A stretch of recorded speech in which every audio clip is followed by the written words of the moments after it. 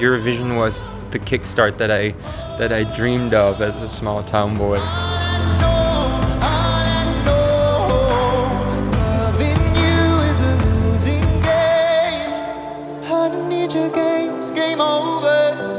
It was a big roller coaster, and I think the cherishing part is just like, divided throughout all these phases after the roller coaster began.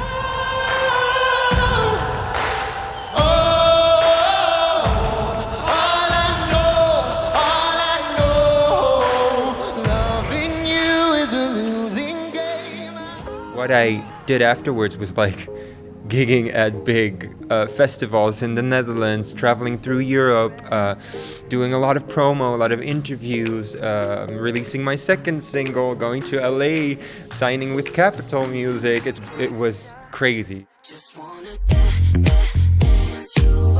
Is it also true that you have a tattoo linked to the competition? Yes, I do. This is DTD. Some of them think it's 010, which is Rotterdam, like that's the telephone code of Rotterdam, but it isn't. It's DTD, but I kind of think it's funny that Dare to Dream and the next edition is going to be in Rotterdam, which is 010. So it kind of all has a link, but it says Dare to Dream right here. This is to dreaming big. This is to music first, always. Thank you, thank you! Stick to your dream, always, because dreams come true. They come true, and my dream just came true. And that's the most unbelievable feeling you'll ever experience. So stick to it, because you have nothing to lose when you stick to it. My dream is for this album to come out really fast, and that it's November 13th right now, because I can't wait to share music, and I hope it will do well, and it will, people will hear it and think oh, this is what we've been waiting for. This is Duncan, finally it's here, because I think I'll feel the same on that exact date. In the first interview we made in April 2019, going back in history, you told about your favorite lyric in Arcade. Yeah. Do you remember which lyric that might have been? I think it was just a small town boy in a big arcade. I think it should be the part where I mentioned the title, so a small town boy in a big arcade. I got addicted to a losing game. It sounded so natural to me, but also really poetic at the same time. When I wrote it down, I was like, I got addicted to a losing game. I was like, oh, this is sums up the whole message. Like a small town boy goes to a big city, falls in love, sees all these games and arcades and lights, and he falls in love, and then after a while he realizes oh shit, I fell in love with the losing game.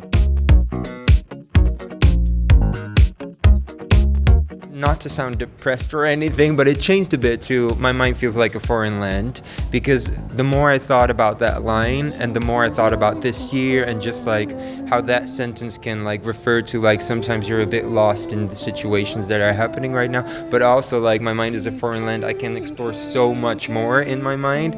I kind of thought, whoa, that line is actually really smart, and I didn't really realize it when I wrote it down for the first time. So yeah, it changed. When I think of the small town boy that I'm referring to in that title, I think of the person who I was when I grew up, all the struggles that I've been through with growing up and being bullied, and just that whole dream that I could share with the world of being a big a artist one day, hopefully a big artist, and share a lot of music with a lot of people. That's still my dream. So still somewhere inside of me there's this small town boy, because I still want to explore more of the world and see more of what music can do with people and perform at different stages, and that to me is that small town boy who is still really curious. The big process of writing was mainly on the couch at home. I wrote a lot of songs with my boyfriend who I met in LA. He's a songwriter too, so we were just on the couch grabbing the guitar, grabbing the piano, and just jamming along to whatever we thought was sounded good. And then as we got we really got to know each other way better through writing music too, because you share stories in a whole other way and you go really deep into those stories, and maybe sometimes also like express emotions that you would normally never express if it's not in writing a song. I also started producing myself, so a lot of the songs that are on the album are produced by me, and that was even more that was even better, because I could just be in that safe bubble and we could just write and then create it and then make it to where it sounds right now. For example, in someone else, you've been directing and producing also the music video. Yeah. Is that important for you to be like a part of the whole process? Yes, so with the upcoming videos, I'm directing and like doing a lot of creative choices myself. I think that's a good way to not only express yourself via music, but also via visuals, because it's such a thing that goes like well with each other. But if you are the one that decides which is what in a video and in the music, you can merge those worlds so well together, and that's what I want, or what I'm gonna try to do with the upcoming videos too.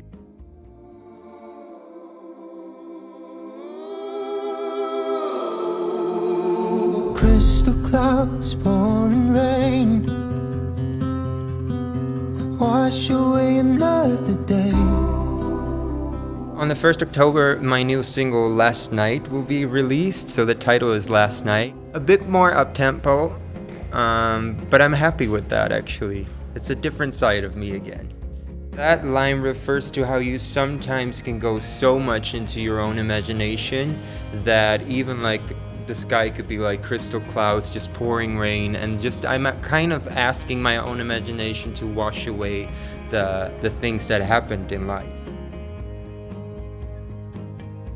One of the biggest feelings that I'll feel on the stage when I do Ziggo in November will be relief, because it's finally here. It's finally, the album will be here. I will be performing my album songs for the first time for an audience, which is crazy. So having that and being able to perform that live in a world where we're in now, where performing itself for a lot of artists that aren't in the position that I am in right now. That's why I'm extra thankful to be with my fans again, and to just see their faces and see how they react and to feel their energy, and because after all, that's such a beautiful feeling.